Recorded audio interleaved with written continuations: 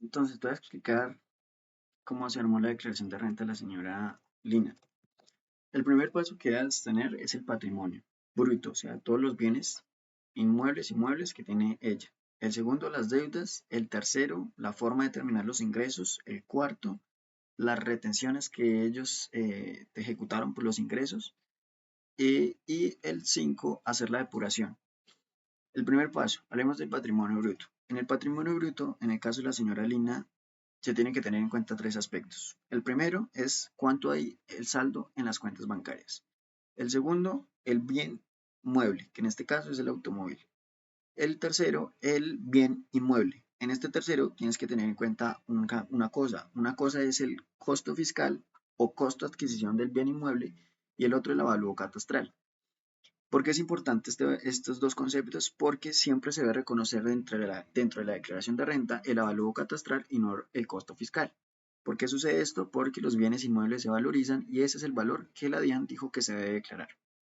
En este caso, en la escritura que me compartieron, el avalúo, perdón, el bien inmueble costó 49.900.000 pesos y en el avalúo catastral dice que está en 62 millones de pesos. Eso quiere decir que se ha valorizado un poco más allá de 12 millones de pesos. Eh, ¿Por qué es importante también tener en cuenta estos conceptos? Porque en el momento en que ustedes hayan poseído este bien inmueble por más de 2 años y quieran venderlo, se debe reconocer un ingreso por ganancia ocasional. Entonces, para que no tengan problemas fiscales, siempre lo tienen que hacer.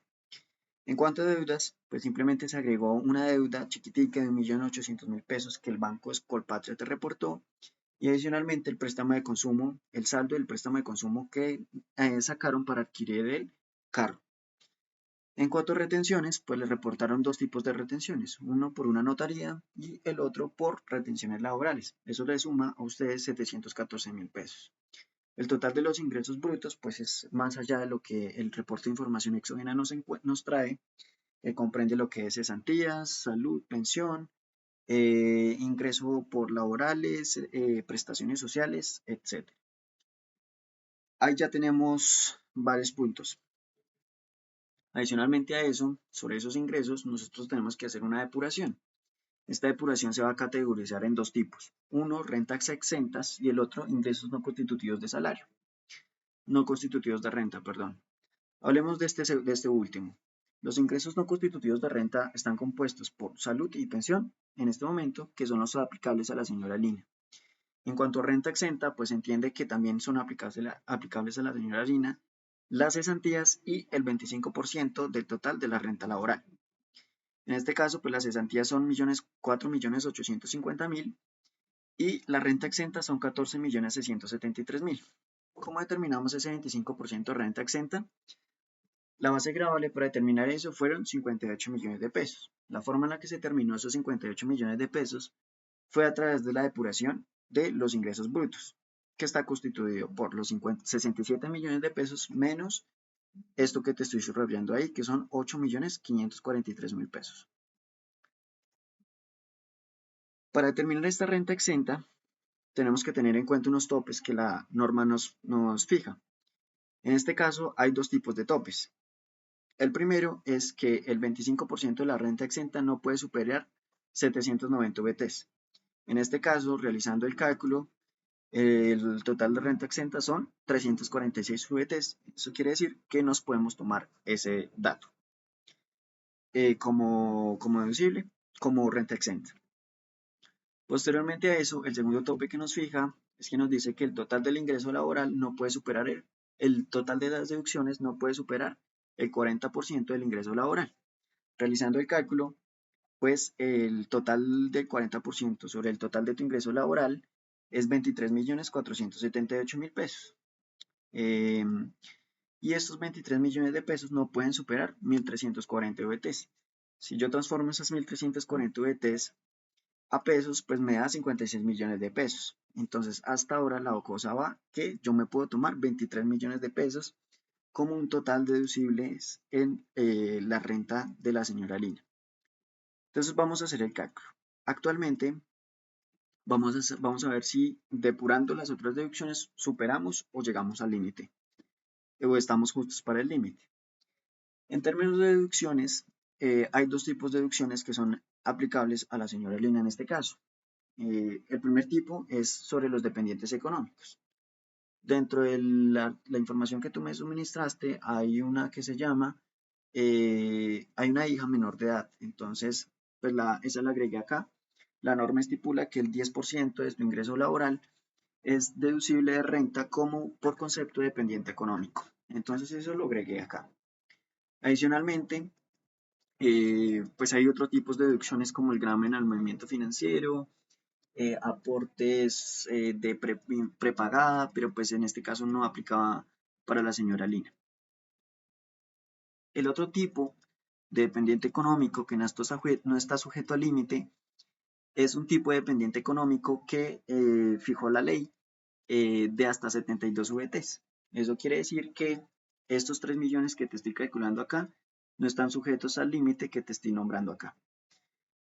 En ese orden de ideas, pues tenemos lo siguiente. Si tomo la renta exenta más el 25% exenta, el 25% de renta exenta, más el 10% del dependiente económico que está sujeto al límite, pues me da que el total de deducciones va a ser de 25.400.000 pesos cuando el límite me dice que tiene que ser de 23 millones de pesos. Eso me obliga a hacer un ajuste en el dependiente económico. Entonces no podemos mandar 5.869.000, sino 1.922.000. ¿Listo? Entonces, en ese orden de ideas, el total de la renta líquida para la señora quedaría en 41 millones, que allá en el borrador quedó 42 millones de pesos, que se traduce en 990 VTs. Si yo voy y miro la tabla del estatuto tributario para determinar la tarifa marginal del impuesto a la renta, me dice que si los rangos en la renta líquida están entre 0 y 1090 VTs, la tarifa marginal es del 0%. Eso quiere decir que por derecha, pues la señora Lina no va a tener que pagar impuesto a la renta. Y va a quedar con un saldo a favor de 714.000 pesos. Entonces, ya yéndonos al borrador, tenemos la siguiente información. Patrimonio bruto, 160 millones, deudas 84 millones de pesos, patrimonio líquido, total 75 millones de pesos. Ingresos brutos, 67 millones de pesos, ingresos no constitutivos, que es salud y pensión, 3.686.000, costos y gastos procedentes no hay, o sea que la renta líquida es de 63 millones de pesos. La renta exenta son 19.531.000, que está compuesta por las cesantías y el 25% de renta exenta. Las otras deducciones, que en teoría es el dependiente económico, solo nos podemos tomar 1.922.000 pesos. La renta líquida ordinaria quedó en 42.100.000 pesos.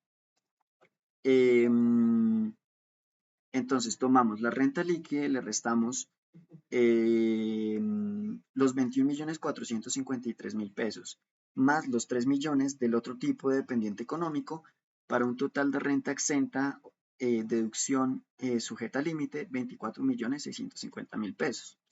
Eso nos da un total de renta líquida para la cédula general de 38.903.000 pesos. Que nuevamente, si me dividimos eso a VTs, pues no da impuesto a pagar.